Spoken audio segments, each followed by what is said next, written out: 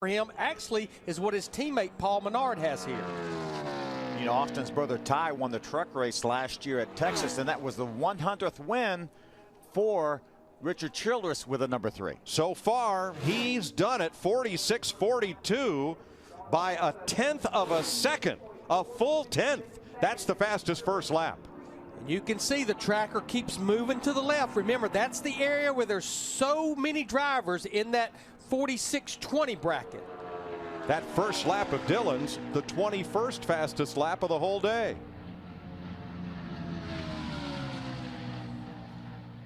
This is the number to watch. That right there, that's the interval. Right now, he's tracking on the front row. I'm not sure. There it goes to the left. Is it going to stay there as he comes to the checkered flag?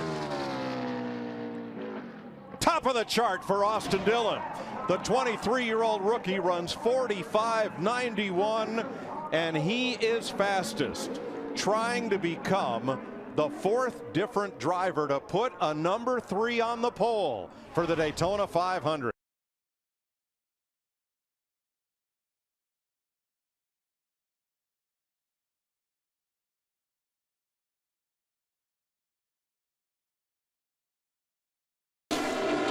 Richard Childress' grandson trying to return the 3 to NASCAR victory lane.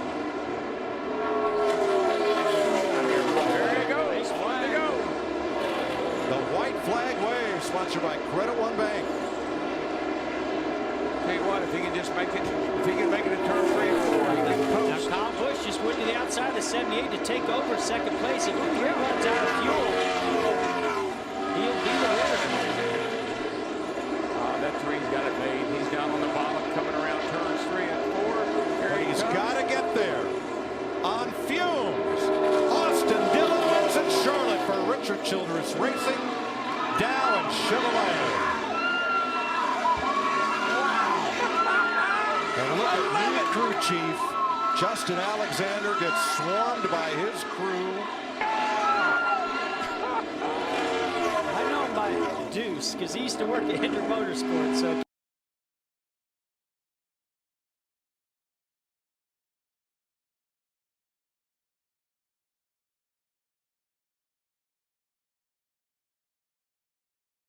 Hamlin on this restart, that's huge.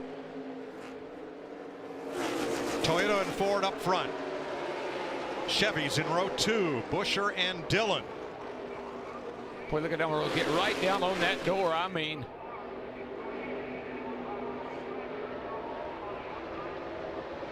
tell you that 10 car Showing his strength, isn't he? pretty strong. We don't know how good some of these guys are because we haven't seen them up front all day. And here we got a shot. Now Paul Menard just tried to make a move on Buescher. That's going to hurt Denny Hamlin. He's got no pusher.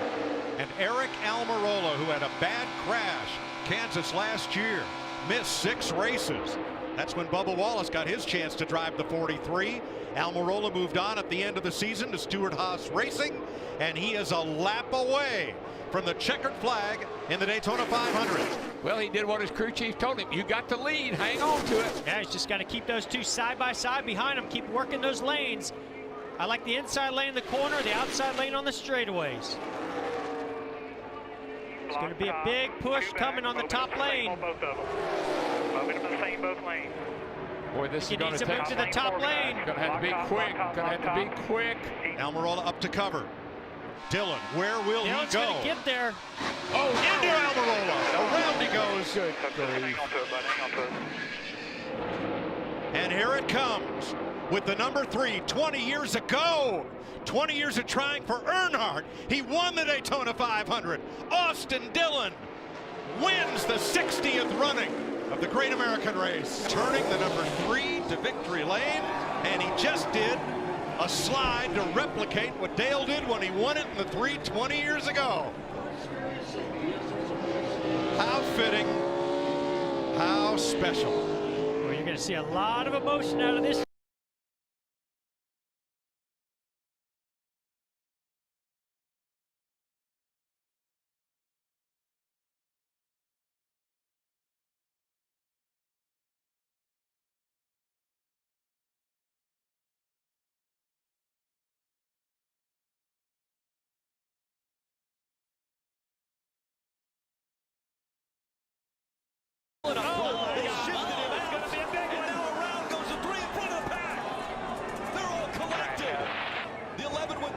22 as well.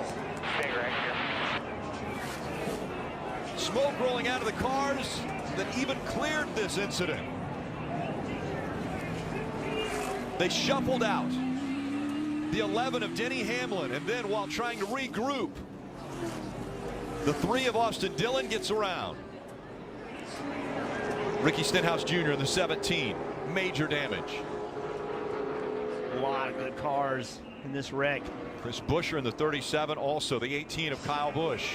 Anytime you see a guy get turned around entering a corner, he's going up across the track. It's going to take a lot of guys with it. That's just one of the worst places, if not the worst place to get turned.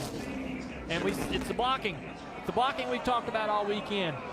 And I think that a lot of guys might have Brad Keselowski's mental attitude about it. I'm not allowing it. I'm not putting up with it. We saw it already today with Kurt Busch, Ricky Stenhouse. Car in the wall.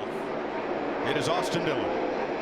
I think there were a pack of cars all but touching, coming single file into that corner, and then they went double file, and this was the result. Yeah, they got all wadded up over the tunnel, Mike, and they were just all over the top of each other as they got down there to turn 3, and the 3 car paid the price. Here's a look at it. Johnson in the 48. Oh, you can see the 3 of Austin Dillon tries to thread the needle and go to the bottom. He sees an opportunity, but Paul Menard, I think he was just too close, and they just made contact and put the 3 up into the wall. Like you said, Darrell, they're going to get sort of bottled up coming out of the tunnel turn, and that's going to create some opportunities. We're going to ride with Denny Hamlin. I'm not seeing contact prior to Dillon getting on the brake hard and the car shooting up to the wall. I think there's definitely a little contact right there at the end. A little kiss. Yeah, Austin Dillon slow on the racetrack. Sounds like he has a flat tire, I believe. Some sort of an issue. He actually got into the fence here. Yeah, that right front is down. A lot of damage to the right, actually the whole right side. Man. All right. Oh, yeah, goodness. You know what it sounded like? That he had corded that right front tire. Yeah. He had possibly ran that right front tire. Was it a right or a left that went flat? I think right front. I think it was a right. Either way. You got to have them both. So right now it's an all Ford front row with Boyer and Keselowski. Austin Dillon, what a nice birthday present it would be for your 29th birthday to win the pole at Talladega. Well, we've seen these cars have speed in them. He and Hemrick both, they've had speed a lot of times, but they don't race well. But maybe all those things they were doing the other tracks where they didn't race so well might be paying off down here.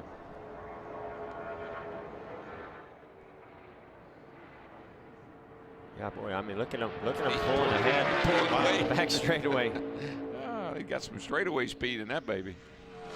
Just one bounce as it enters the corner, and it's settled and increased that margin. Be a pretty nice lap right here. Yeah, light the candles and blow them out. I mean, this is going to be 2/10 faster than what Boyer ran. Now that's going to be a time to reach out there for. Look at Boyer, says, oh well. Well, it feels great. You know, RCR 50th anniversary. I think it's Talladega's 50th anniversary. My grandfather takes a lot of pride in these speedway races. And to come here and get a pole, we felt like we had a car capable of doing that. And we knew that didn't hurt us, so we just wanted to go out there and do what we did, get a pole. And man, it's all of these guys. I didn't do nothing, just holding the wheel straight. I don't know, I did hold the wheel straight. I guess I did that. But fun times, Sundays where it matters. The 88 goes around in the middle of 3 and 4, right in front of the 24. And the caution comes out back. Going the right direction is Alex Bowman. This is a huge break for the 24, who's definitely going to have to come get tires. We're going to see how NASCAR scores it. It's Bowman on the bottom, Dillon in the middle, William Byron up top.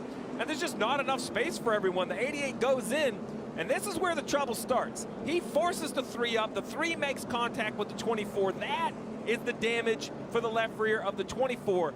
And then when you get to the other end of the racetrack, I think Austin Dillon says, listen, you may be in the playoffs and I'm not, but you're just not going to run me over. He sends the 88 up the racetrack. That was an aggressive move into turn 1 by Bowman. And look at the guy in the bottom, that bright yellow 22. We're hearing from NASCAR, free pass Joey Logano. You talk about moments that changed Stretch. big wreck. Oh, And hard in the wall goes Austin Dillon and Kyle Larson. Something was wrong with that 42 car. Oh my gosh. They're still wrecking. Both Dillon brothers are in it. Well, I wonder, did that 42 make contact with somebody, maybe cut a tire down? And so he's just getting loose right here as the 14 goes to his outside. It looked to me like Kyle Larson at that point, as he went in the corner, man. Heavy impact. Yeah, the 3 of Austin Dillon really. Something went on with the 42. I can't quite figure